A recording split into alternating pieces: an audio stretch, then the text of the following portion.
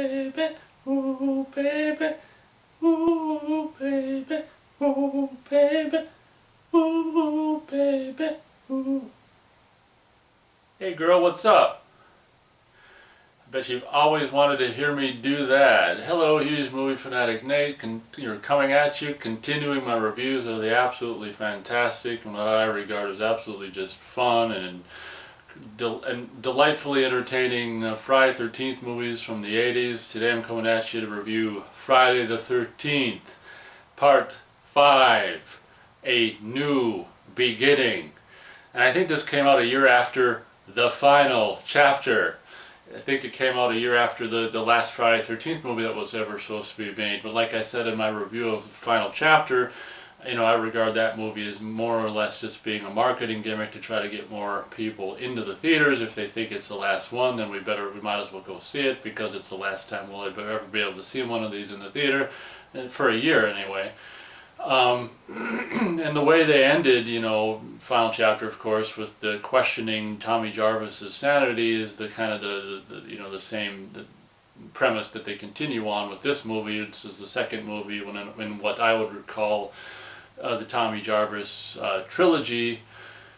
And this movie is basically, I think it's the same producer, you know, Frank Mancuso Jr. or whatever, the same guy who would produce April Fool's Day as well, and it might even be, if not the same year, you know, within a couple of years of, they might have done this and then maybe April Fool's Day the following year, but, you know, within a relatively same time period, the same producer would basically do kind of two of these horror movie fake-out movies, which probably, well, this one is probably much more understandably pissed off, I would imagine, fans at the time. I mean, April Fool's Day, I mean, it does what it should do.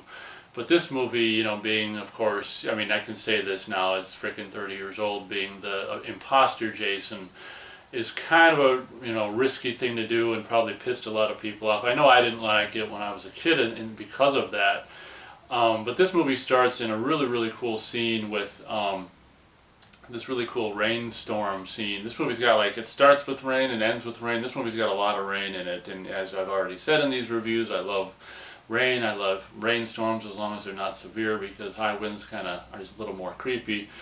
But I love the rain in this movie is done absolutely fantastically well, and I love the nighttime cinematography, and the rain cinematography is really great. But this movie, of course, opens with young Tommy Jarvis, and they actually, you know, when we don't see the character's face, it's probably double, but we actually do have an appearance at the beginning in this scene of Corey Feldman reprising his role for the second and probably final time. It would be cool to see him back, even now, as Tommy Jarvis, to be honest. And if a person making one of these fan films could get enough clout to, which it probably never would be able to talk him into doing it for next to nothing or nothing. But it'd be cool to see, you know, Corey Feldman even now reprise the role of Tommy Jarvis. But, you know, the scene, of course, that opens this movie, which turns out to be a dream, is, you know, Tommy Jarvis walking to basically Jason's grave. And then, you know, two, you know, teenage boys coming around, and Tommy Jarvis, you know, ducks into the bushes and witnesses them basically dig up Jason in this rainstorm. And once they dig up Jason, it's cool because it's so funny because, you know, we don't know it when we're first seeing this movie, but it's so nonsensical that, you know, anyone would bury Jason with his hockey mask on, and it's just like ridiculous. You know, that's what's so great about this movie. Even when it's not a dream sequence, it's ridiculous. But, you know, the fact that anyone would bury him with a hockey mask on, and they get him unburied, and he's got all these worms coming out of his eyes, and it's just like the kids are looking at him briefly for a moment after they unbury him. And what's so freaking hilarious about this movie, of course, you know, I can't imagine what people thought sitting in the theater first seeing this, and then, like, all of a sudden, just we see a shot of Jason's arm, and just like all of a sudden he just like points a machete at camera almost as if the movie's 3D, and he just stabs one of the kids, and we're just like, what the fuck? And then that's probably the reaction to people in the theater. It would be nice to see. In my reviews, I've commented it so many times, it would be cool to see video footage of reactions to, you know, the original screenings of these, or the opening weekend and stuff. I'd like to see a reaction of this too.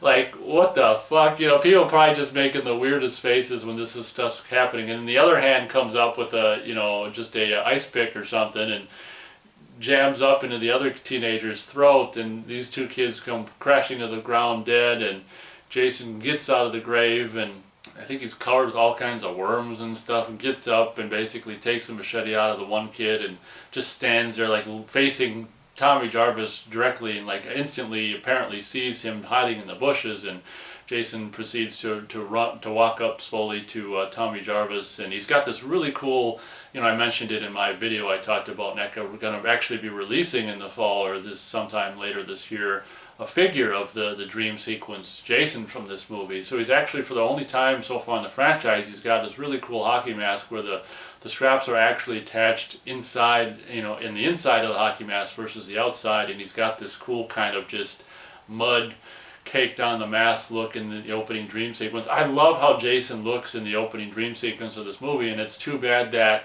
he couldn't have looked that way through the entire movie, but I guess the fact that he doesn't makes the dream sequence scene even more special. But the scene is just like suspense scene of like Tommy just standing there, in horror, and Jason raising the machete and coming down, and then we wake up to an older version of Tommy in the van on his way to the nut house. Is the the pre-credit sequence in this movie, and very much with like final chapter opening, title sequence, opening title scene, is for the first time since the second movie, we actually see kind of the original Friday the 13th logo from the title sequence of the first couple movies, and it's like, I think it's like a negative, it's either normal that turns negative or negative that turns normal or something, but then just like final chapter, the Roy hockey mask comes whooshing out from the background and breaks the Friday the 13th logo all apart, and just, then the mask kind of turns around in a cool way, and then we get to like go through an eye hole or whatever, which begins the opening credit sequence of New Beginning, of course, and very much with just like 1, 2, and 4, we got this great white on black, just randomly appearing credit stuff that's, kind of obviously at this point a staple of the opening credits of Friday the 13th movies, unless it's part 3.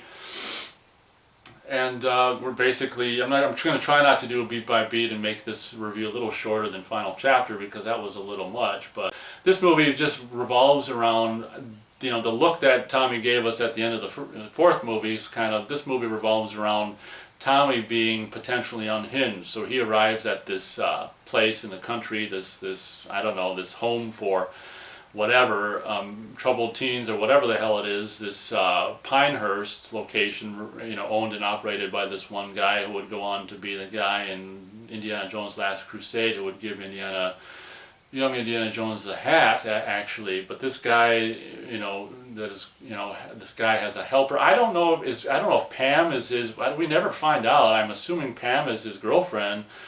Pam is, obviously the hot blonde in this movie, who is just credited in the movie. I mean, her character is, she calls herself the assistant director of the, presumably this home for these wayward teens or whatever. But, we never, I mean, obviously she lives there. I mean, she must be, the frickin' girlfriend of this guy. I mean, they never really go into that, but for his sake, I hope she was.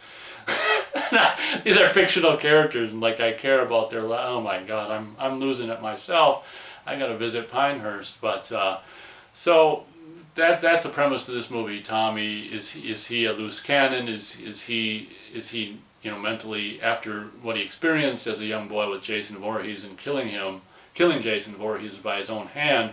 Has Tommy Jarvis become unstable is the question of this movie, and we constantly see Tommy having a hard time dealing with it, and constantly throughout the movie we see Tommy having visions of Jason where he's in the mirror and then he turns around, he's not there, he's looking out the window, and Jason's staring up at him holding a bloody axe, and he like closes his eyes and opens them and he's not there. So what the question this movie asks is, is Tommy basically the killer, is what they kind of intended with that look at the end of final chapter. And what ends up happening early on in the movie is this fat annoying kid is bugging all these characters, and unfortunately he goes up to one character who's basically this really mad looking guy with an axe who's chopping this wood completely incorrectly, by the way.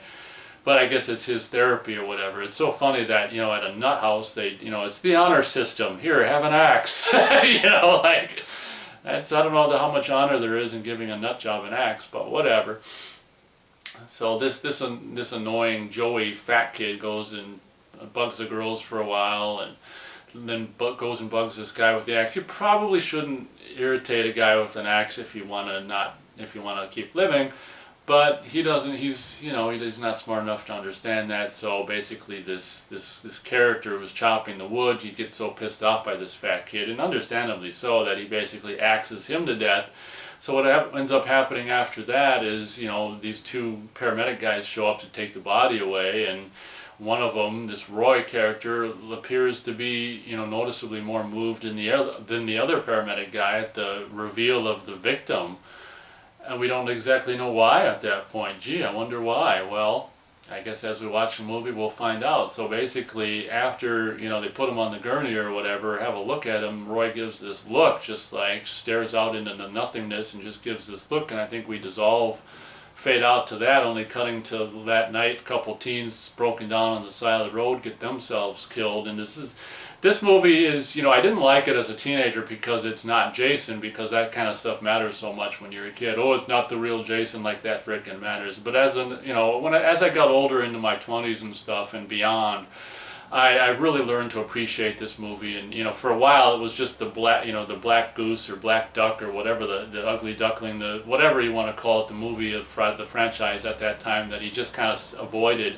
And I probably, I hate to admit it now, but there were probably times when I was a teenager and stuff, if I was doing the movies at that time, there would have been only 8 movies. I probably, I bet I probably did skip this on occasion if I was doing the franchise over the course of, several days or whatever. So, but now, 20s and beyond, I appreciate this movie just for its absolutely goofiness. It's like a black humor. It's just absolutely goofy characters. It's really vulgar. Apparently, the guy who directed it had previously directed adult films, which you can kind of understand because there's more skin in this movie than any of the 1980s Friday the 13th movies, if memory serves. There's quite a bit of, I think there's like, what, is it three separate topless women in this movie? So, if you want topless women, this is the one for you, I guess. But the movie just has this, just really, like, all the characters are just also, almost like this, just cut from the same cloth, like they're all assholes and they're all just, so these two, what I was saying is these two guys that are broken down on the side of the road are just like assholes to each other, and this guy's an asshole. Can't you do anything? Come on, motherfucker, ain't starting. Come on, motherfucker, fix the fucking car. You fucked up again, you asshole. Woody tooty tooty, watooty, rat tat tat tat tooey. But these characters are just basically fodder to kill, and they just so happen to be killed after the fat kid is butchered at the mental house. Gosh, I wonder why. But in one of the kills that I would regard as probably one of just the stupidest. I mean, it's funny. I mean, you laugh at it. It makes you laugh. But probably one of the most absurd and ridiculous and dumb kills in the entire franchise, with the freaking whatchamacallit, the flare, roadside flare kill, where the character of, we'll say the killer in this movie. You know what? He wears a hockey mask. We'll say Jason. Lights up a road flare, and this guy's like, Vinny, what the hell you doing? All right, enough. Right already. You can stop. And just let Jason, shoves the burning flare into the guy's mouth, and it completely, lights up his whole face, and it's a dummy head or whatever. But that's just like, oh my God. And then the kind of more conventional slitting of the throat, and but when the other guy comes back from taking a crap. There's a lot of crap taking in the franchise, actually. There's 2 craps in the 3rd movie, and there's I don't think there's a crap in the 4th movie, but there's 2 craps in the 5th movie. There's a lot of craps in this franchise if you want to pay attention to them. But I mean, so this movie, unlike the 4th movie, if you saw my review for Final Chapter, I regard that as really cool and having characters that are really entertaining and really fun, and it has a real sense of realism, whereas this movie is the exact opposite, very much with like 3 for me. The characters in this movie, I feel like, barely have any character whatsoever. They're basically, which is fine in its own right. They're basically in this movie just Jason fodder, just characters to basically kill. That's one of my problems with this movie, you know, in addition to being imposter Jason, is just the characters don't, I mean, they're just, you know, a lot of the characters at the nut house that Tommy's at are just there to basically be killed, is what it boils down to. You introduce them, and then you don't really see them much until their death scene, in a, you know, almost, I mean, not completely, but almost. It just seems like you don't really have much time to get to know the characters for the most part. And having just rewatched this recently, I was just very much aware of, compared to Final Chapter, I mean, the characters really are basically there to be slaughtered, and they don't really spend much time developing characters. And yeah, I mean, even though it's a horror movie and just a teen slasher movie, I mean, obviously when they did it in Final Chapter, when they do it, I do appreciate it. It's always cool to, you know, to get to introduce the characters and have fun with characters rather than just have them being just bodies that Jason can, or Roy or whoever can kill, you know. But whatever, the movie does what it does, and I guess it does its own thing, and it has its own, you know, identity in that regard. So whatever. Yeah, I wanted to also mention that, you know, speaking of this being the second movie of the Tommy Jarvis trilogy, I mean, this is another reason why you could almost just skip this movie, like if you just want to do an actual Friday 13th franchise, you know, if you just want to save time, because the Tommy Jarvis character in this movie is such a thankless role, and you know, it's rumored that the guy, you know, was asked to actually come back to portray him in 6 and didn't want to. Well, you can completely see why. I mean, this is probably one of the most thankless, like, I don't know, if he's kind of got a leading part in a way. I mean, one of the most thankless leading roles in movie history, because the character doesn't have any dialogue. All he does is just look, you know, like he's just nervous or anxious, and then he spazzes out every now and then and disappears. I mean, it's just really having, you know, it's funny how much I didn't really realize that, but having rewatched it recently, I'm like, yeah, the Tommy Jarvis character really isn't even a character. I mean, he's physically there, but I mean, there's really not a lot the guy who plays him does. I'm not having a problem with the guy who played him, because it's the role. I'm having a problem with the role that was written for the guy. And the guy, what he does is, I want to say it's John Shepard, possibly is the guy who played Tommy in this movie. I mean, it's not his fault. It's the writer's fault, or, you know, writer/director. I mean, but see, it's a difficult situation, because the whole trick, the whole gag was making Tommy seem like the guy who was the killer, and it's just a thankless role. And that's why, in a lot of ways, if you just want to watch the story of Tommy continue, in a lot of ways, not that I do anymore, but in a lot of ways you could skip this movie and really not miss anything. The only detail you'll not understand is where, you know, why they're driving an older truck at the beginning of Jason Lives, but, you know, you don't really need to watch a whole movie to know that. I'm not saying you should skip this, but I'm saying, you know, the you could. So earlier I was talking about, you know, the ensemble of characters, and I was also talking about the you know, the skin that's shown in this movie. Well, I think if I did my math right, I think it's 3 separate pairs of breasts we get to see in this movie. And don't let me forget to mention, I think her name is Debbie Sue Voorhees, and actually, just coincidentally, the last name of Voorhees, I don't think anyone could do a New Beginning review without mentioning her. And she was, you know, a scene that I was always, as a teenager, very, very happy as her scene, you know, the scene between her and her lover in the movie. You know, their characters are basically known as just characters that screw. They go into this white trash woman's, you know, and her son's property and just screw. You know, must be property obviously very close to the what's it called? Pinehurst, you know, the nut house, the country nut house with the honor system.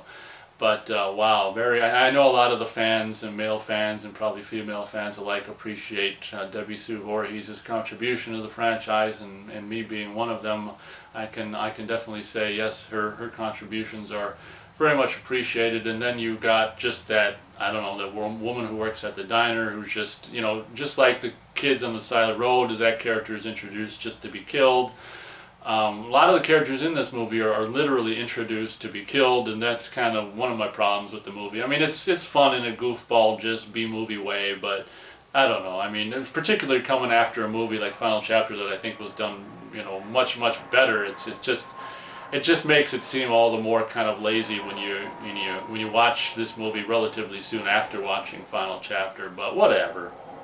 You know, like I said in my review of Final Chapter, for some reason they were really able to get away with a lot of bloodletting and blood flowing in that movie, and this movie, unfortunately, was kind of the opposite. I regard the kills in this movie as being some of the most I don't know. It could have been the ratings, MPAA's fault, but there were a lot of just abbreviated, almost TV.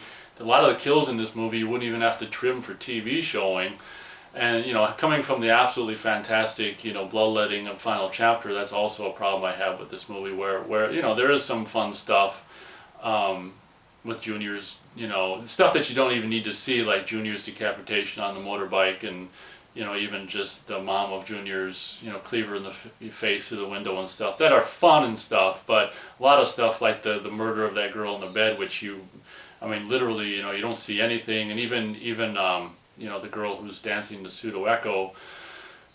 Her death and the guy in the hallway, it's just off camera. A lot of the kills in this movie are either not shown at all, or what you do see is virtually nothing. So that's kind of another problem I have with this movie, particularly coming out on the heels of the absolutely fantastic and in a lot of most regards Final Chapter, especially with being done by Tom Savini. But it's probably the ratings board. I've seen this Fangoria cover where there's actually made like a plaster mold and a fake head of the stuttering kid, so to get the cleaver in the face. So it's probably not the filmmakers, it's probably the ratings that fucked up all the being able to see all the fun gore in this movie.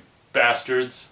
One thing I do love about this movie, as I already mentioned, is the nighttime cinematography, and basically like half of this movie last half of this movie takes place at night, which is really cool and really atmospheric, and you get this sense that the Pinehurst location out in the country is really desolate and lonely and stuff. But I don't know what the hell the cinematographer did, but the night scenes are just lit, like the exterior. Well, not even exterior, just the night scenes, inside or outside, but in particular exterior, are really just lit really fantastically. And when the rain comes later on in the movie, it's just like really, really atmospheric. And as much as I do think this movie, pales by comparison of a lot of the other ones like 2 and 4, I do think that the last half of this movie with the night scenes has a lot of absolutely fantastic atmosphere. Another thing that kind of picks up for me in the last half of the movie is the introduction of, I didn't even mention Reggie the Reckless character, which is a character, a grandson, I think, of one of the guys who works at the I almost said Higgins Haven, at Pinehurst. So he's this little, spunky kid who calls himself Reggie the Reckless, and it's so, like he's afraid of nothing. What's so funny is later on towards the end of the movie when he screams like a girl is just so freaking funny. But what I was saying is one of the scenes that really picks up halfway into the movie is when Pam and Tommy go take Reggie to visit his older brother, who's, I guess he travels the world or whatever. He's staying at this trailer park. I guess he's in this van, this kind of, this van that they live in or whatever, and they go to visit him. And this guy, the guy who plays Reggie's older brother, is absolutely fantastic. And I wish, to be honest, he would have had a bigger part in this movie, because he would have made the movie, I'm not saying the movie's not enjoyable to watch, but he would have made it, if he were in it more, he would have made more of the movie more enjoyable to watch, because this guy's really cool and his girlfriend's pretty cute. But again, just like the dream sequence, the opening dream sequence, if you have a limited part of something great, I guess that makes that, the time with them that we spend, the brief time spent with the character or the situation, all the more special. But, you can't review this movie without saying how awesome, the character, or how fun the character of Reggie's older brother is, and Damn Enchiladas. And again, just like with Friday the 13th Part 3, this scene would go on to be the one where it's the second. Did I say there was a crap scene in this movie?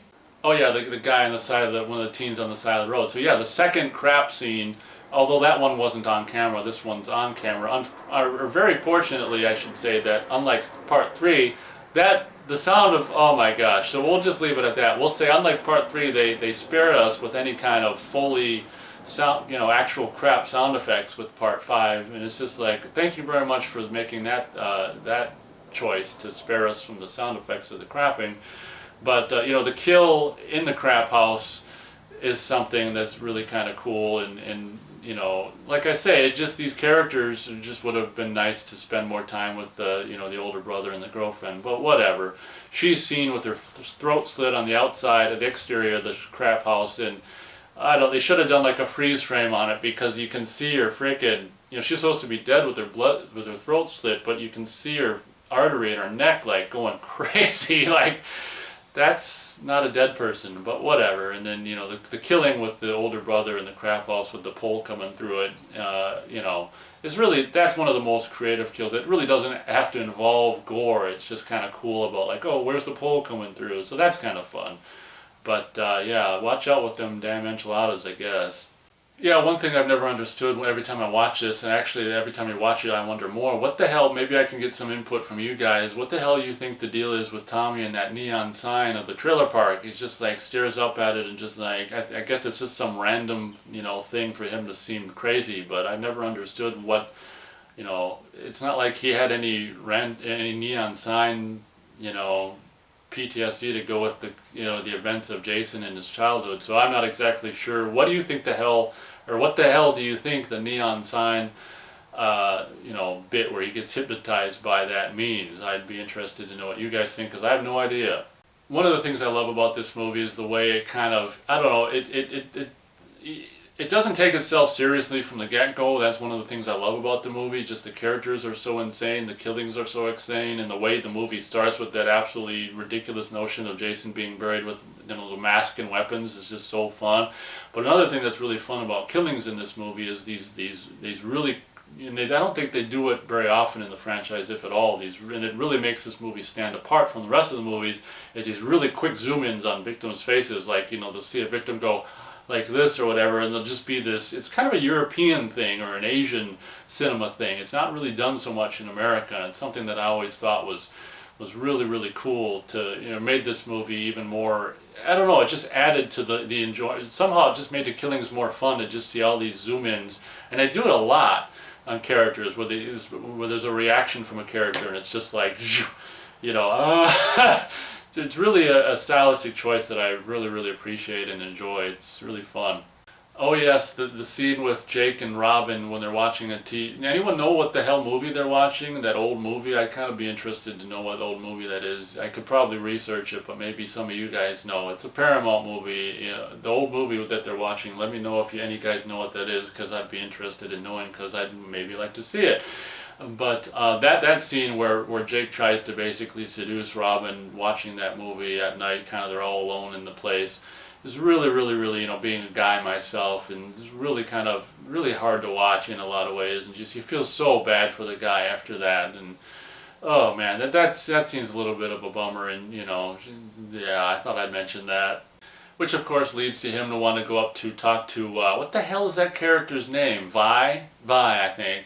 He goes in to talk to Vi and, you know, to get some woman advice. Well, she's not interested. She's too busy rocking out or roboting out or, you know, doing whatever the hell she's doing. So she rejects him only to have him be, well, presumably chopped in the face with a cleaver by, we'll just say Roy at this point, because we all know it's him. But off camera, like I say, I think they made a fake head to be used because I saw it on Cover Fangoria, but of course the ratings board probably effed up that kill. But that leads us to the scene which is very, very famous for fans, the famous, you know, scene where Vi is dancing around with her mid-80s, you know, look or whatever the hell she's got going on, and her mid-80s robotic dancing to Pseudo Echo. And I should say, or it should be mentioned that, you know, since I've seen this movie and sometime in the early 2000s I was able to actually find out who the hell did that song, His Eyes, and was actually able to come across this, which is, I think they're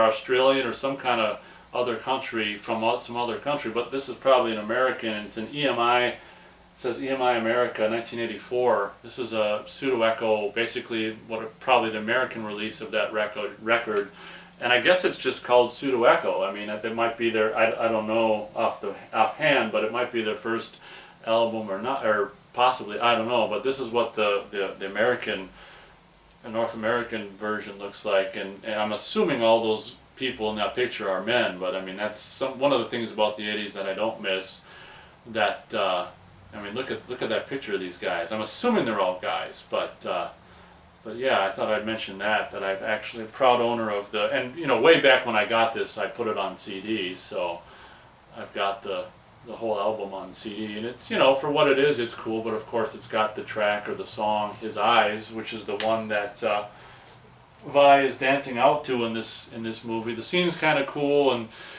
that picture of that clipping from the newspaper, so perfectly placed on the wall. It says "Stop the slaughter" as the bloody hand is opening the door, and you know that scene is the coolest thing about this scene is just the lead up to it in the song. Like I say, the death of Vi is kind of, you know, disappointing, unfortunately. But that scene is kind of, you know, as the years go on, becoming more and more iconic, and you know, the song, of course, lends a lot to that. So thank you very much, Pseudo Echo. And apparently Tiffany Helm, which is the character, the woman who played Vi, apparently, if what she says is true, she picked that song to actually dance to and to be featured in the movie. So that's kind of cool. And from what she says, she never got a thank you from Pseudo Echo. So I will thank you for them. Thank you very much, Tiffany. Oh yeah, one of the things that's really funny about towards the end of this movie, when you know, just like so many of the other sequels, some of the main characters, well, the main characters of this movie are kind of turn out to be Pam and Reggie. Well, Pam was actually out looking for Tommy, and actually the guy who owns / runs the place and Reggie's grandfather also disappear and are later found dead. Their bodies are later found. It would have been kind of cool to see them die. I mean, I don't know why not, but it's kind of cool to have them just vanish and then show up dead later. But so Pam basically goes off to look for Tommy because he ran away when he got, you know, triggered by the neon sign, and then he beat up Junior, only to have Junior go cry to his mom and get decapitated and have his mom get split in the face with a cleaver as well. And it's probably the same cleaver that was used to decapitate Junior. That's not very hygienic to actually kill someone without cleaning off the blade. You know, they could infect the corpse with some kind of carcinogen, but where the hell was I going? Oh yeah, so towards the end of the movie, you know, Reggie's just sleeping, I guess, on the couch through all the people dying upstairs, and Pam comes back right after Reggie discovers, which is kind of cool, that Roy basically piles some of the bodies that he killed in Tommy's room, I guess to, I don't know, you know, try to incriminate Tommy. And obviously at that point the viewers probably think, oh, it must be Tommy, you know, and at that point Pam and Reggie go downstairs to run out the door, only to, and this is oh no, never mind, it happened for the first time in Final Chapter, which kind of continued throughout the the Tommy Jarvis trilogy, where Final Chapter, I forgot to mention, one of the really cool bits is when Ted White came crashing through the door, which they continue in this movie, where the Roy character comes crashing through the door, which will also be continued in Jason Lives. So it's something that they do in the Tommy Jarvis movies for some reason, but we, you know, for the very first time we see the Roy character, who we, I guess, probably assume is Jason at this point, but they're also teasing it like Tommy's the killer, so I don't know what we're supposed to think at this point. But quote-unquote Jason comes smashing through the door, and for the first time he's like wearing a, you know, Michael Myers outfit with this, you know, overalls or whatever the hell he's got on, coveralls, and then the frickin', you know, the hockey mask with the blue chevrons, which have never been positioned quite that way and never been that color before. So whatever, it's a new beginning, so we go with it. But I do like the end of the movie. But at this time it's a rainstorm, and you know, Pam's braless and she gets her shirt all wet, and that's enjoyable. You know, and Reggie the Reckless screaming like a girl and all this stuff, and they, you know, running away from presumably Jason and all this stuff. I don't know, is there any talk about Jason? I don't know if I don't think there's any talk about Jason, like the actual, you know, the character Jason, his name said in the movie. So these people, I don't know, just assume, I don't know. Oh, well, the sheriff guy and the mayor talk about Jason, but I don't think anyone at Pinehurst talks about Jason. I don't know. But regardless, there's this guy with the hockey mask chasing Reggie the Reckless, screaming like a girl, and Pam around in the rainstorm. They end up in the, very much with like part 3, this the barn at Pinehurst, in a scene that's kind of cool. You know, it looks like for a while, quote unquote, Jason's gonna kill Pam, but Reggie comes smashing through the barn with the tractor, only to hit him with, you know, the thing, and then they run in, you know, the plow or the scooper bucket, and then they run into the whatchamacallit, the barn and hide, and this cool scene with a little bit of cat and mouse, and then Pam comes, you know, bursting out of the door with the chainsaw, and it looks like, I always thought that, you know, I've always, years before I saw this movie and I saw the back of the box in the video store, I was always like, oh, why is this, hot woman with, cutting someone to pieces with a chainsaw? Well, she doesn't, you don't know that she's not slaughtering someone, based on that picture. But for the first time, like in a lot of movies, of course, it's not Jason. The character actually has well, I guess Jenny did it in part two, has an upper hand. And what's so funny is when it stops and you see Reggie's face go, like, oh my god, the humor in this movie is so funny, and the chainsaw stops, runs out of gas, whatever, and she just throws it at the character. And then Tommy, who's been disappeared for such a long time in this movie, just after he spazzed out and ran away and beat up Junior, he appears just at the opening of the barn to save the day. And at this point, if we were thinking it's, Tommy the whole time, well, it's obviously not Tommy. And then when Pam screams out Tommy, the quote-unquote Jason character kind of stops in his tracks and turns around, and at this point, of course, Tommy thinks he's confronting Jason. He's not. It turns, after a confrontation between them, and they go up on the, just like with the third movie, the second level of the barn, and have a confrontation, and the quote-unquote Jason goes plunging out onto this farm thing of whatever the hell it's for, this basically trailer of spikes. Jason has got to be dead now, but what's revealed moments later is that it's not Jason, it's frickin' Roy wearing a, Michael Myers coveralls and a, a bald cap hood thing and a goofy ass frickin' hockey mask.